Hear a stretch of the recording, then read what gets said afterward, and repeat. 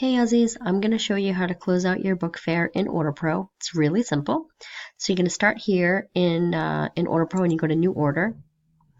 And you're going to plug in the Pajama program's information here. So I'm just going to do, because they are the organization. The only thing with this is you have to put something in the first name and last name field, so you got to break it up. And that's totally fine. Then you'll plug in their address.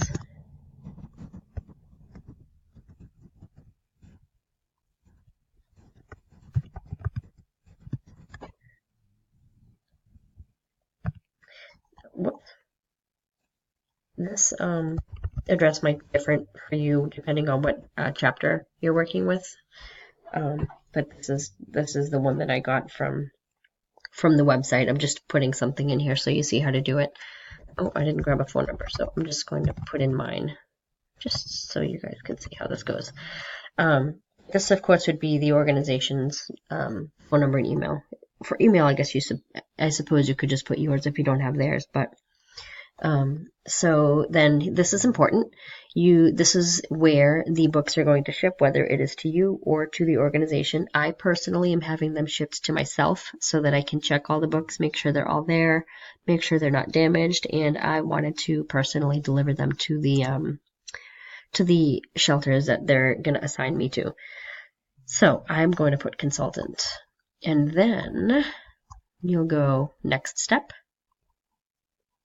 And here, I'm just going to call it Pajama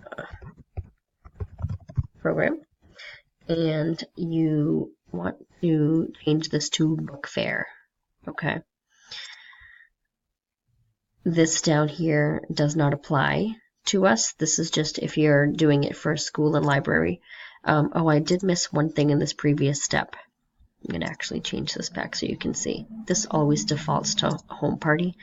Now, in this previous step, if you were lucky enough to obtain a tax exemption certificate from your chapter president, you would want to upload it in this screen, so you would check this box. However, you can't check this box yet because you need to go into the next step where we were and change this from home party to book fair. It always defaults to home party. You have to go forward and change it to book fair and then go back.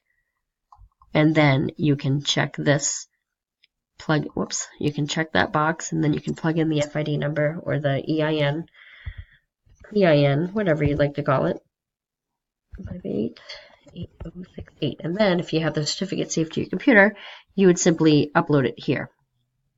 But I don't have one, so.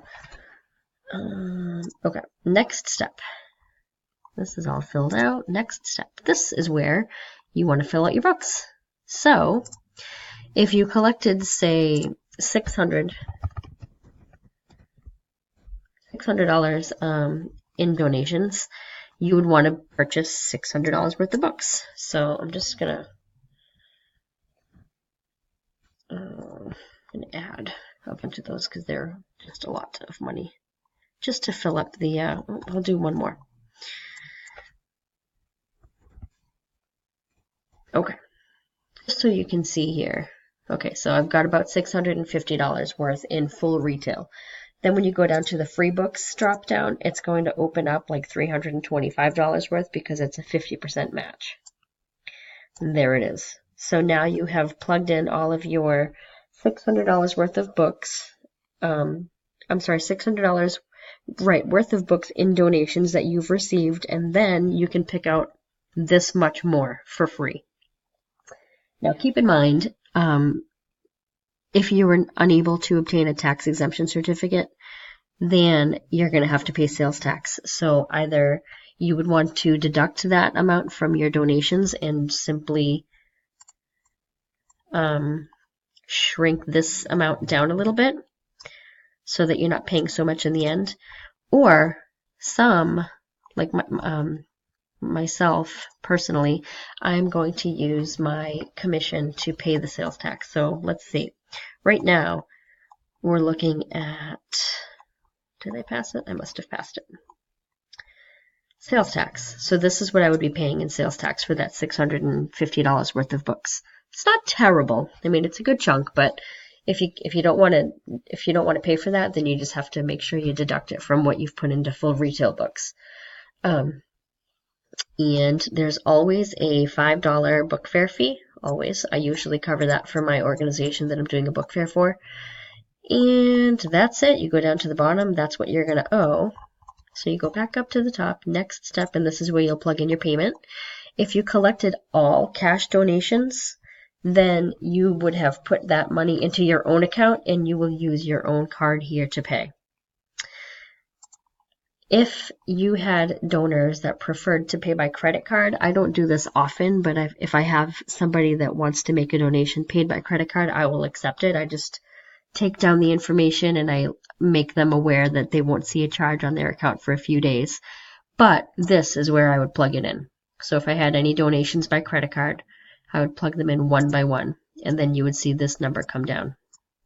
So every time you put in a donation by credit card, this number would go down. I'm sorry, you'd see this number climb and this number would go down. So this number that you see here is what you would want to put in here. I'm sorry, this number that's here is what will be charged to the card that you put here. So you plug that in. Next step, it's going to ask you if you would like to add a branded box to your order. You could buy one or not. I'm not going to buy one because I don't need one. But the rest is just like any other OrderPro closeout. So it's pretty simple. If you guys have any questions, just let us know.